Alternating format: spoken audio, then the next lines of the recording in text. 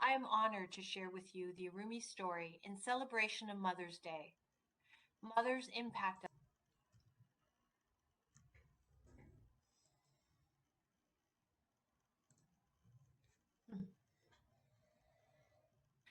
Hello, everyone. My name is Izumi Kyle, and I'm a senior category manager within the PPM organization.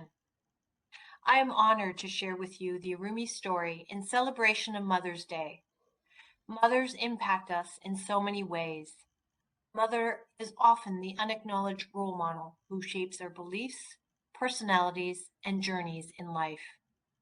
Today, I would like to share with you how my mother shaped my journey in reconnecting me with my Japanese heritage and how she has been the guiding inspiration when designing and making meaningful jewelry, which I call Arumi. Arumi was born during the early months of the pandemic in 2020 in aisle 17 at Home Depot.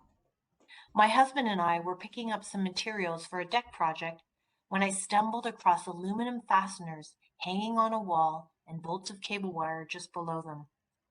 I was instantly attracted to the fasteners' silvery white luster and their different shapes and sizes.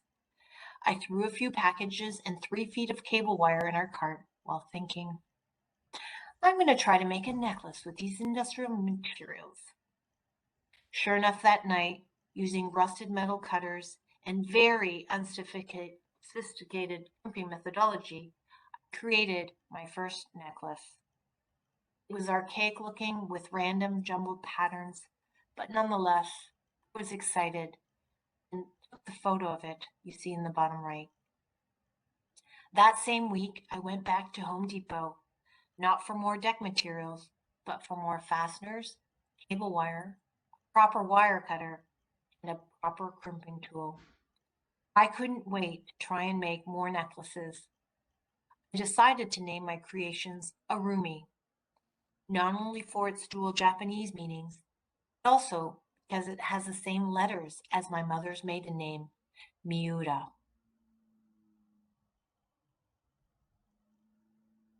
My mother, Yoko, was a vibrant, cultured, and strong-willed woman from Tokyo who was well ahead of her times.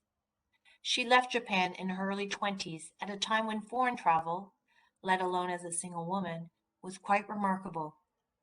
She was on the Japanese synchronized swimming team and went to America to swim. Fate would have it that in Boston, she would meet my father, who was attending Harvard University. For him, it was love at first sight, and the rest is history. Growing up, my mother was undeniably the rock of our family. She taught us four girls about Japanese language, food, and traditions. In late summer 2020, my three sisters and I found out the devastating news that my mother had terminal cancer. Naturally, we were devastated, but despite the pandemic complications, we came together as a family and took turns to care for her during her remaining days. With a full-time job, a family, and having to care for my mother, I was mentally and physically exhausted during the weekdays. Weekends, however, were my sanctuary. My kitchen converted into a temporary pop-up studio, and with boundless energy I didn't even think I had, I worked tirelessly on Arumi creations. It was no doubt a well-needed distraction and escape from reality and despair. I wanted to make an Arumi creation for my mother and in her honor. She loved flowers and was a passionate gardener, so I had an idea to create a necklace that symbolized a flower and motherhood. There bloomed Hana, a piece where fasteners mimic flowing petals and a sterling silver link in the center that represents the pistil or seed-bearing part of a plant. It was the first Arumi piece where I made the connection between meaning and form. I showed it to my mother, and from her bedside, she smiled with approval. After a courageous battle with cancer, my mother passed away in November 2020. After her death, I was flooded with memories of her, my childhood, and Japan, a place where I briefly called home as a child. I reconnected with my Japaneseness, something I was at times ashamed of and denied growing up in suburban Toronto. My mother always wanted us to be proud of our Japanese heritage. After all, she had taught us so much about its culture. And so after her passing, I started to create Arumi Japanese inspired jewelry with underlying meanings and ideas inspired and learned from my mother. The kiku, or chrysanthemum, is the national flower of Japan. It's a flower of great significance and symbolism, depending on the color of the flower's petals. Red petals represent love and devotion. Golden or yellow petals represent nobility, while pink petals represent longevity. In Japanese artwork, kiku is drawn with 32 petals around a central disc, which is the same number of stainless steel links used in this Arumi kiku ring and each flower in this Arumi kiku bracelet.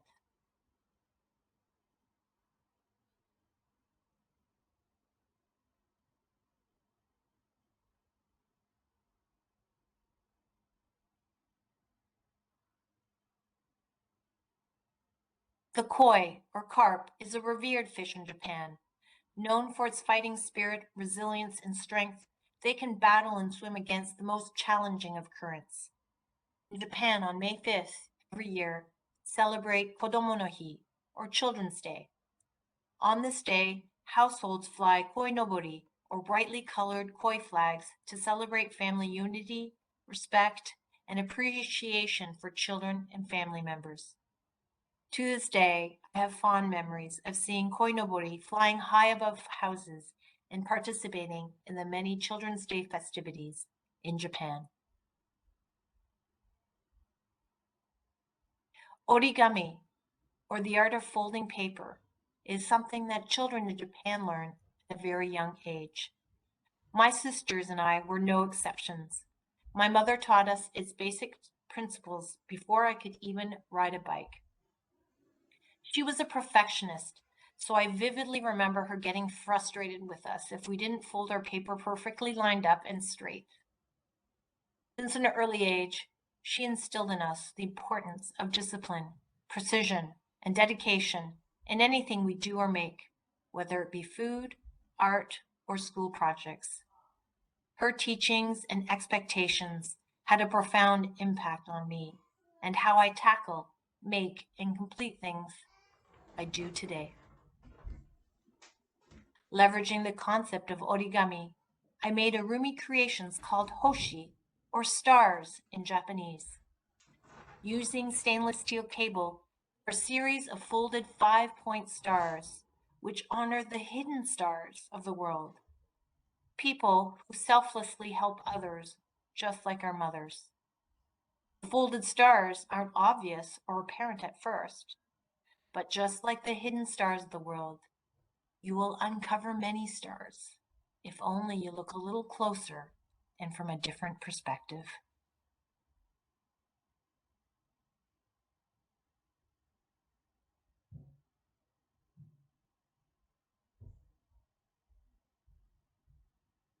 In Japanese verbal and social culture, there's the concept of honne and tatemae. Honne refers to one's true feelings, opinions, and desires, while tatemae is one's facaded opinion. In other words, the socially accepted and appropriate opinion.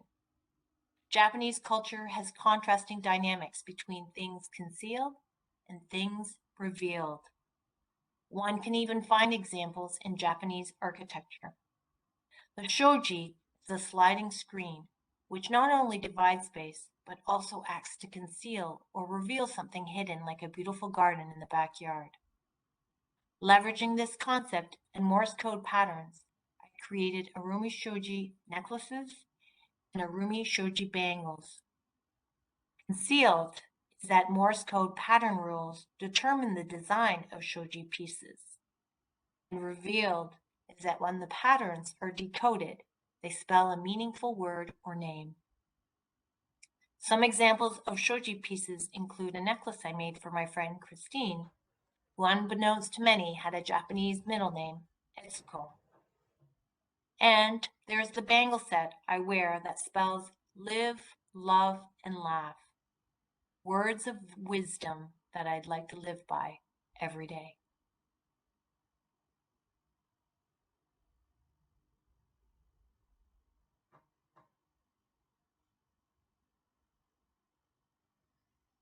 The enso, or circle form, is an iconic symbol that represents the circle of life. It's often drawn with one continuous stroke, allowing the mind to be free so that the body can create. The bottom left piece is the Arumi multi-enso. Its center bead symbolizes one's inner self, intertwined by a double-looped enso, which represents family. There's also a separate and independent outer enso, which represents all others who support and surround one's life. The top right double enso piece has two enso, different in shape and color, yet connected to each other. This reflects the spirit of harmony, but also the uniqueness of each partner within any given relationship. My mother was a spiritual and brave woman. She was unafraid of death. She accepted it as a part of the circle of life. I admire her strength and courage, and I'm deeply grateful for her eternal love, but most of all, for enlightening the life. There is no influence so powerful as that of the mother. So here's to all the mothers around the world. Happy Mother's Day.